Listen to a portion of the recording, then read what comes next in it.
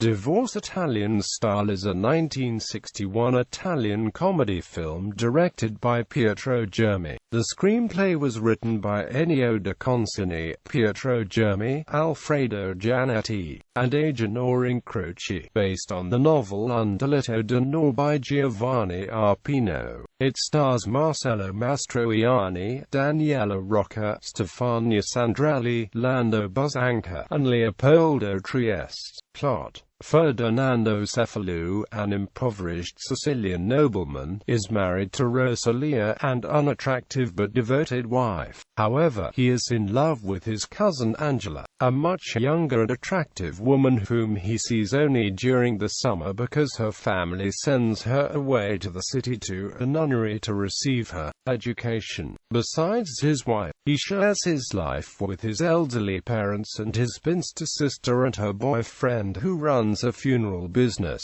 The family share the once stately palace with his uncles, who are slowly but surely eating away the remainders of the then rich estate of the Baron. Aware that divorce is illegal in Italy at the time, Ferdinando spends his free time imagining several ways in which he can do away with his wife, such as throwing her into a boiling cauldron to turn her into soap or sending her into space in a rocket. At a beach, he has a daydream of his wife in quicksand and she is pulled under. After a chance encounter with Angela during a family trip, he discovers that she shares his feelings. With this, he resolves to carry out his plans and is inspired by a local story of a woman who killed her husband in a rage of jealousy to make his wife have an affair so that he can catch her in flagrante delicto, murder her, and receive a light sentence for committing an honor killing, studying very carefully the criminal code. As he goes along fleshing out his plan, he first needs to find a suitable man for his wife, which he finds in the local priest's godson, Carmelo Patain, who has had feelings for Rosalia for years and was presumed dead in Africa during World War II.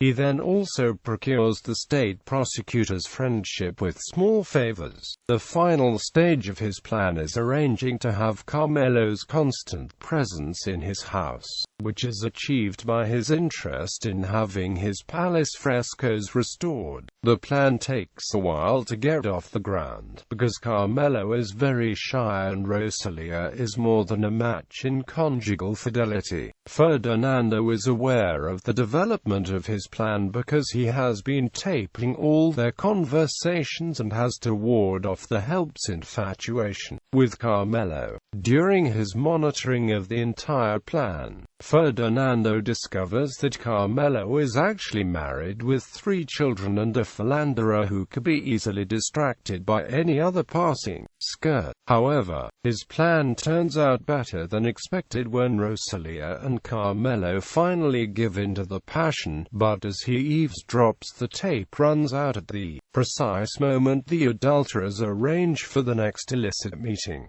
All Ferdinando knows is that it will take place the next evening. Rosalia feigns to have a terrible headache and remains home while the rest of the family go out to the theater to see the premiere of La Dolce Vita, a film so scandalous that no one wishes to miss it. Ferdinando sneaks out of the theater and goes back to the palace, arriving just in time to see Rosalia running to the train station. He initially has to run out after her but still has to retrieve the gun to kill the couple, and as a result he misses the train and the lovers in it. He revisits his plan and the criminal code, which calls for a crime of passion to be executed in the heat of the moment or in defense of one's honor. This then means changing his plan and passing off as the cuckold. All the while Angela has been writing to Ferdinando to assure him of her undying love no matter what. However, one of her letters is misdelivered to her father, who dies of a stroke upon reading it. At the funeral, Ferdinando is approached by Mrs. Patain, who demands to know what he will do to avenge the situation. Since Ferdinando is still doing nothing, she spits in his face in front of the entire town, which gives him all that he needed, an open insult to the family's honor due to his wife's elopement.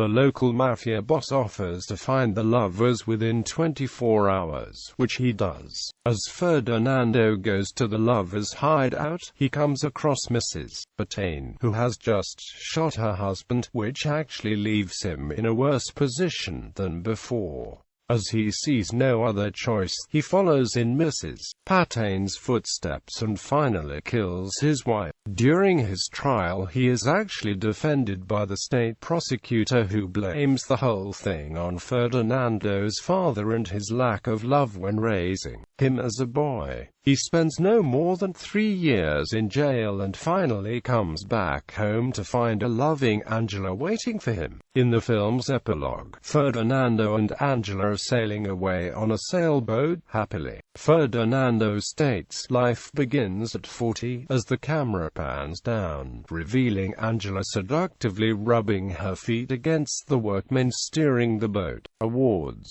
This film won the Academy Award for Best Writing, Story and Screenplay. Written directly for the screen, it was nominated both for Best Actor in a Leading Role and for Best Director. The film was also entered into the 1962 Cannes Film Festival. Cast: Marcello Mastroianni as Ferdinando Cefalù, Daniela Rocca as Rosalia Cefalù, Stefania Sandrelli as Angela, Leopoldo Trieste as Carmelo Patane, Eduardo Spadaro as Don Gaetano Cefalù, Margherita Girelli as Cesina, Angela Cardiel as Agnes, Lando Buzzanca as Rosario Mule, Pietro Tordi as Attorney de Marzi, Ugo Torrente as Don Calagero, Antonio Acqua as Priest, Bianca Castagnetta as Donna Matilda Cefalù, Giovanni Fascialo, Ignazio Roberto Dadone, Francesco Nicastro. Adaptations.